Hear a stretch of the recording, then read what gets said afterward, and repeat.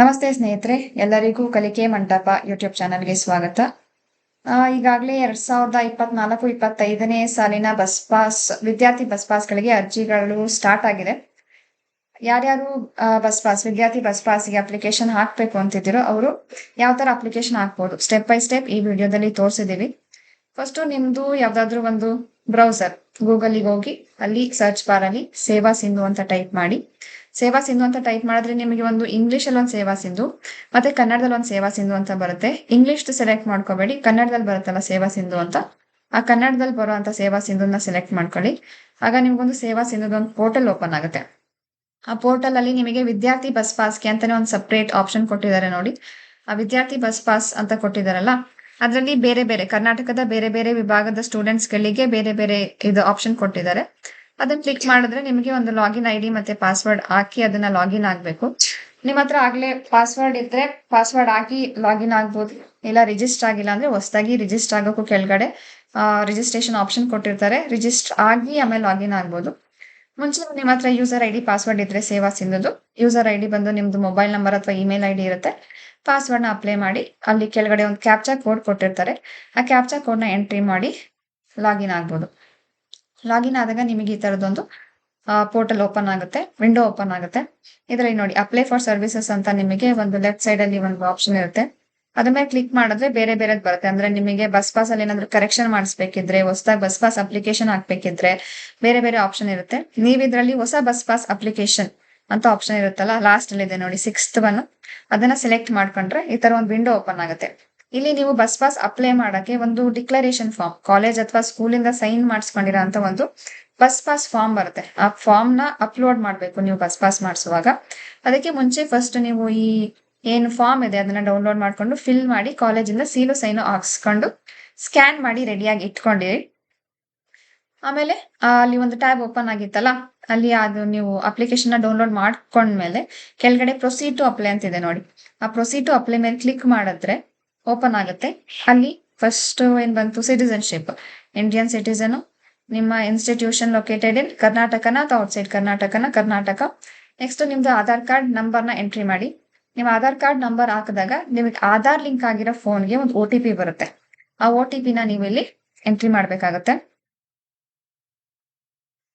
ಮತ್ತೆ ಇದ್ರ ಜೊತೆಗೆ ನಿಮ್ದು ಕಾಲೇಜ್ ಫೀಸ್ ರೆಸಿಪ್ಟ್ ಬೇಕು ನಿಮ್ಮ ಬಸ್ ಪಾಸ್ ಅಪ್ಲಿಕೇಶನ್ ಹಾಕಕ್ಕೆ. ಆ ಕಾಲೇಜ್ ಫೀಸ್ ರೆಸಿಪ್ಟ್ ಸಹ ನೀವು ಸ್ಕ್ಯಾನ್ ಮಾಡಿ ಇಟ್ಕೊಂಡಿರಿ, ಲಾಸ್ಟಿಗೆ ಅಪ್ಲೋಡ್ ಮಾಡಕ್ ಬೇಕು. ಈಗ ಇಲ್ಲಿ ನಿಮ್ ಫೋನಿಗೆ OTP, ಆಧಾರ್ ಲಿಂಕ್ ಆಗಿರೋ ಫೋನಿಗೆ OTP ಬರುತ್ತೆ. ಆ OTP ನ ನೀವು ಇಲ್ಲಿ ಎಂಟ್ರಿ ಮಾಡ್ಬೇಕಾಗತ್ತೆ. ಎಂಟ್ರಿ ಮಾಡಿ ಅದನ್ನ ವ್ಯಾಲಿಡೇಟ್ ಮಾಡಿ. ವ್ಯಾಲಿಡೇಟ್ ಆದ್ಮೇಲೆ ನೆಕ್ಸ್ಟ್ ಗೆ ನಿಮ್ದು ಫೋನ್ ನಂಬರ್ ಕೇಳುತ್ತೆ, ಮೊಬೈಲ್ ನಂಬರ್. ನಿಮ್ಮ ಆಧಾರ್ ಲಿಂಕ್ ಆಗಿರೋ ನಂಬರೇ ಬೇಕಂತಿಲ್ಲ, ಯಾವ್ದಾದ್ರು ಫೋನ್ ನಂಬರ್ ಯೂಸ್ ಮಾಡ್ಬೋದು. ಆ ನಂಬರ್ ಹಾಕಿದ್ರೆ ಆ ನಂಬರ್ಗೂ ಸಹ ಒಂದು OTP ಬರುತ್ತೆ. ಆ OTP ನ ನೀವು ವೆರಿಫೈ ಮಾಡ್ಬೇಕು. ಒಂದು OTP ಬರುತ್ತೆ, ಆ OTP ನ ಎಂಟರ್ ಮಾಡಿ. ಎಂಟರ್ ಮಾಡ್ಬಿಟ್ಟು ವ್ಯಾಲಿಡೇಟ್ ಅಂತ ಕೊಡಿ. ಕೆಲವು ಸಲ OTP ಬರ್ತಾ ಇಲ್ಲ ಅಂತ ಏನಾದ್ರು ಇದ್ರೆ ರೀಸೆಂಟ್ OTP ಅಂತ ಕೊಟ್ರೆ OTP ಬರುತ್ತೆ. OTP ಎಂಟರ್ ಮಾಡಿ ಮತ್ತೆ ಅದನ್ನ ವ್ಯಾಲಿಡೇಟ್ ಮಾಡಿ. ಇಲ್ಲಿ ವೆರಿಫೈಡ್ ಅಂತ ಬರ್ಬೇಕು. ವೆರಿಫೈಡ್ ಅಂತ ಬರ್ಲಿಲ್ಲ ಅಂದ್ರೆ ತಗೊಳಲ್ಲ. ನೆಕ್ಸ್ಟ್ ಇಲ್ಲಿ ನಿಮಗೆ ನಿಮ್ದು ಕೋರ್ಸ್ ಕೆಟಗರಿ, ನೀವೇನ್ ಓದ್ತಿರೋದು, ಪ್ರೈಮರಿ ಸ್ಕೂಲಾ, ಹೈ ಸ್ಕೂಲಾ, PUನ, ಡಿಗ್ರಿ ಓದ್ತಿದ್ರೆ ಗೌರ್ಮೆಂಟ್ ಡಿಗ್ರಿ ಕಾಲೇಜಾ, ಪ್ರೈವೇಟ್ ಡಿಗ್ರಿ ಕಾಲೇಜಾ ನೋಡಿ. ನಿಮ್ದು ಯಾವ ಕೋರ್ಸ್ ಕೆಟಗರಿ ಬರುತ್ತೆ ಅದನ್ನ ಸೆಲೆಕ್ಟ್ ಮಾಡಿ. ಆಮೇಲೆ ನೆಕ್ಸ್ಟ್ ನಿಮ್ದು ಯಾವ ಕೋರ್ಸು, ನೀವು ಡಿಗ್ರಿ ಓದ್ತಿದ್ರೆ BA ನಾ, BCom, BSc ನ ಸೆಲೆಕ್ಟ್ ಮಾಡಿ. ಮತ್ತೆ ಕ್ಲಾಸ್ ಡೀಟೇಲ್ಸ್ ಅದರಲ್ಲಿ ಯಾವ ಇಯರ್ ನೀವು ಅಂತ ಸೆಲೆಕ್ಟ್ ಮಾಡ್ಕೊಳ್ಳಿ. ಆಮೇಲೆ ಅಲ್ಲಿ ಗೆಟ್ ಡೀಟೇಲ್ಸ್ ಅಂತ ಕೊಟ್ಟರೆ ನಿಮ್ಮ ಆಧಾರ್ ಕಾರ್ಡ್ ಅಲ್ಲಿ ಇರೋ ಡೀಟೇಲ್ಸ್ ಎಲ್ಲ ಅದೇ ಫಿಲ್ ಆಗುತ್ತೆ. ಆಮೇಲೆ ನಿಮ್ದು ಯಾವ ಕ್ಯಾಸ್ಟ್, ನೀವು SC ST ಅಥವಾ ಅದರ್ಸ್ ಯಾವ್ದು ಬರುತ್ತೆ ನೋಡಿ. SC ST ಕೆಟಗರಿ ಆದ್ರೆ ನಿಮಗೆ caste income certificate RD number ಬೇಕಾಗುತ್ತೆ. ಅದರ್ಸ್ ಆದ್ರೆ ಏನ್ ಬೇಡ, ಅದನ್ನು caste income certificate, caste certificate ಇಟ್ಕೊಂಡಿರಿ. ಆಮೇಲೆ ನೆಕ್ಸ್ಟ್ ಇಲ್ಲಿ UCMS ID ಟೈಪ್ ಮಾಡ್ಬೇಕು.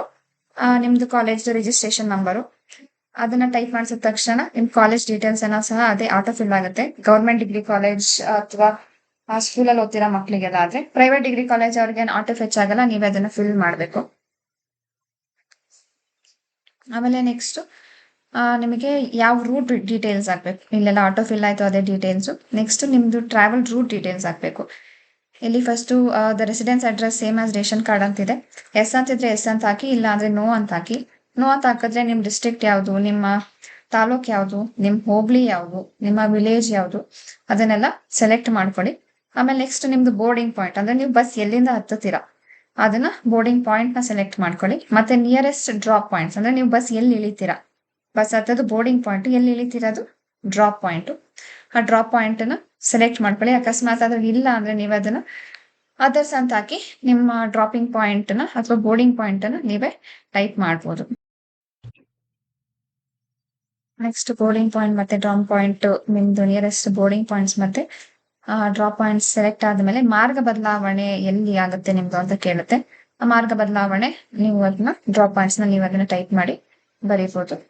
ಅದಾದ್ಮೇಲೆ ನಿಮ್ ಡಿವಿಷನ್, ನೀವು ಪಾಸ್ ನ ಎಲ್ಲಿ ಕಲೆಕ್ಟ್ ಮಾಡ್ಕೋತೀರಾ, ನಿಮ್ದು ಡಿವಿಷನ್ ಹಾಸನ್ನ ಅಥವಾ ಚಿಕ್ಕಮಂಗ್ಳೂರ, ನಿಮ್ದು ಯಾವ ಡಿವಿಷನ್ ಇದೆ ಅದನ್ನ ಇಲ್ಲಿ ಸೆಲೆಕ್ಟ್ ದ ಡಿವಿಷನ್ ಅಂತ ಆಪ್ಷನ್ ಇದೆ, ಅಲ್ಲಿ ಸೆಲೆಕ್ಟ್ ಮಾಡ್ಕೊಳ್ಳಿ. ಆಮೇಲೆ next select the depot, division ಆದ್ಮೇಲೆ ನಿಮ್ದು ಯಾವ ಡಿಪೋ ಬರುತ್ತೆ ಆ ಡಿಪೋ ಸೆಲೆಕ್ಟ್ ಮಾಡ್ಕೊಳ್ಳಿ.